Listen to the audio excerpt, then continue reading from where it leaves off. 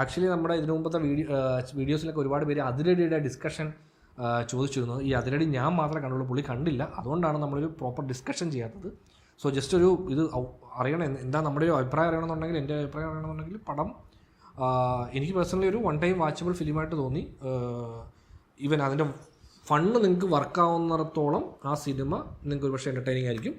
Otherwise കുറച്ച് flat ആവാനുള്ള chance ഉണ്ട്. എനിക്ക് പേഴ്സണലി ഫസ്റ്റ് ഹാഫിനേക്കാളും സെക്കൻഡ് ഹാഫിൻ്റെ കുറച്ച് പോർഷൻ ഉണ്ട്, അതായത് ടുവേർഡ്സ് ക്ലൈമാക്സ് കുറച്ച് ഏരിയ ഭയങ്കര ഇൻട്രസ്റ്റിംഗ് ആയിട്ട് തോന്നി. ഇൻട്രസ്റ്റിംഗ് ആയിട്ട് തോന്നിയെന്ന് വെച്ചാൽ കുറച്ചധികം ഫൺ ഉണ്ടായിരുന്നു അവിടെ. ആ ഫൺ കുറച്ചുകൂടെ വർക്കാവും. എസ്പെഷ്യലി ഒരു ക്യാമിയോ റോളുണ്ട്. ആ ക്യാമിയോ റോളും അതുമായിട്ടുള്ള ചേർന്ന സീനും കാര്യങ്ങളും നമുക്കൊരു തിയേറ്ററിലൊരു മൊത്തത്തിലൊരു വൈബ് സൃഷ്ടിച്ചിട്ടുണ്ട്.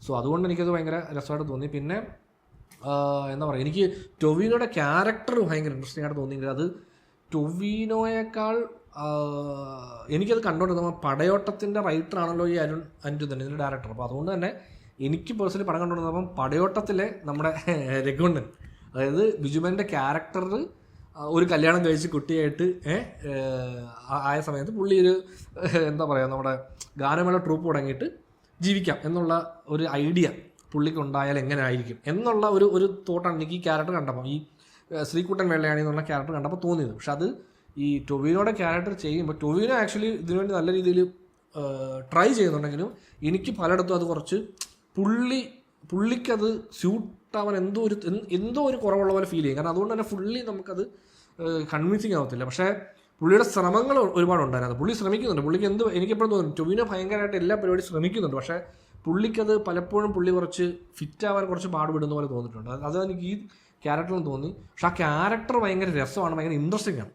അതായത് ഇങ്ങനത്തെ ഒരു നമ്മൾ ഈ പറഞ്ഞ ഈ ഗുണ്ട, അതായത് ഈ ക്യാരക്ടർ പ്രത്യേകത പുള്ളിയെ ഒരേ സമയം എനിക്കും തോന്നിയിട്ടില്ലേ, പുള്ളിക്ക് എപ്പോഴും ഒരു മികച്ച ഡയറക്ടർ മസ്റ്റായിട്ടുള്ള ഒരു ആക്ടറാണ്. അതെ, മസ്റ്റായിട്ടൊരു നല്ല ഡയറക്ടർ ആക്ടറാണ്. അതെ, നല്ലൊരു ഡയറക്ടറെ കിട്ടിയാൽ ആണ് പുള്ളി ഷൈൻ ചെയ്യുന്നത് എപ്പോഴും. അതെ, അതായത് ഈ പടത്തിലെ ക്യാരക്ടറിൻ്റെ സംഭവം എന്ന് വെച്ചാൽ ഒരേ സമയം ടെററായിട്ടും കോമഡി ആയിട്ട് ഫീൽ ചെയ്യണം. അപ്പോൾ ഇതിൽ രണ്ടിടത്തും പുള്ളിക്ക് കുറച്ച് ആ ടെറർ ആവുന്ന പോയിന്റിലും പുള്ളി അത്രയും ടെറർ ആവാനും പറ്റുന്നില്ല, ഹ്യൂമർ പാർട്ടും അത്ര ഇതായിട്ട്. പക്ഷേ ഈ പുള്ളി ഹ്യൂമർ ചെയ്യുന്ന സിറ്റുവേഷനിൽ ബാക്കിയുള്ളവരുള്ള എല്ലാം കൂടെ ഉള്ളത് കൊണ്ട് ആ ചില സ്ഥലത്ത് ഹ്യൂമർ വർക്കാവും. എസ്പെഷ്യലി ഈ ഷാൻ റഹ്മാനും വിനീത് ശ്രീനിവാസനും കൊണ്ടുള്ളൊരു ഒരു മൂന്നുപേരുള്ള സീക്വൻസ് അതിനകത്ത് ഒരു രസം ഉണ്ടായിരുന്നു. ആ രസം അപ്പോഴും ഈ ടൊവിനോ അവിടെ കുറച്ചധികം എന്താ പറയുക, കുറച്ച് എക്സാജറേറ്റ് ചെയ്ത് അഭിനയിക്കേണ്ട ഒരു പോർഷനാണ് അത്. അതിൽ പുള്ളി കുറച്ചധികം പാടുപെടുന്ന പോലെ തോന്നിയത് എനിക്ക്.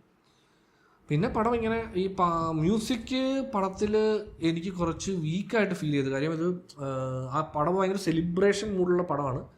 മ്യൂസിക് വൈസ് അതിനെ ഒരുപാട് അവർ ശ്രമിച്ചിട്ടുണ്ടെങ്കിൽ അത് അത്രയും അങ്ങോട്ട് മ്യൂസിക് വിഷ്ണു വിജയാണ്. വിഷ്ണു വിജയ് ആയതുകൊണ്ട് തന്നെ ഞാൻ കുറച്ച് എക്സ്പെക്ട് ചെയ്തതാണ് പുള്ളി കുറച്ച് പരിപാടി ചെയ്യുമല്ലോ. പക്ഷേ പടത്തിൽ അത്രയും എനിക്ക് രസകരമായിട്ട് ഫീൽ ചെയ്തില്ല. പക്ഷേ ഒരു തവണ കണ്ടു നോക്കാവുന്നൊരു സിനിമയാണ്. അതായത് എസ്പെഷ്യലി ഇപ്പോഴത്തെ ഒരു ഇതിന് തിയേറ്ററിൽ ഞാൻ പോയ സമയത്ത് ഞാൻ ആക്ച്വലി ഇതിൻ്റെ പെയ്ഡ് പ്രിവ്യൂ ഷോ കണ്ടതാണ്. അപ്പോൾ അതിൽ ഹൗസ്ഫുൾ ആയിരുന്നു തിയേറ്റർ, അതും നല്ല ക്രൗഡ്. അപ്പോൾ അത് സ്റ്റാർട്ടിങ് ടു എൻഡ് വരെയും ഒരു വൈബ് മെയിൻറ്റെയിൻ ചെയ്യാൻ ആ തിയേറ്ററിനത് പറ്റുള്ളൂ. പക്ഷേ പടം കഴിഞ്ഞ് ഇറങ്ങിയാൽ നമുക്കിപ്പം ഒരു എന്താ പറയുക, അങ്ങനെ ഓർത്ത് വെക്കാനുള്ള വലിയ മെമ്മറബിൾ സംഭവങ്ങളൊന്നും ഇല്ലാത്ത ഒരു പടമാണ്. ഒരു പാസിബിൾ വൺ ടൈം പാസിബിൾ ഫിലിമാണ്. അതിനകത്തുനിന്ന് ഫൺ വർക്കായാൽ നിങ്ങൾക്ക് അത്ര എൻ്റർടൈൻമെൻറ്റ് കിട്ടുന്നൊരു സിനിമയാണ്. സോ അതാണ് നമുക്ക് അതിരടിയെ പറ്റി പറയാനുള്ളത്.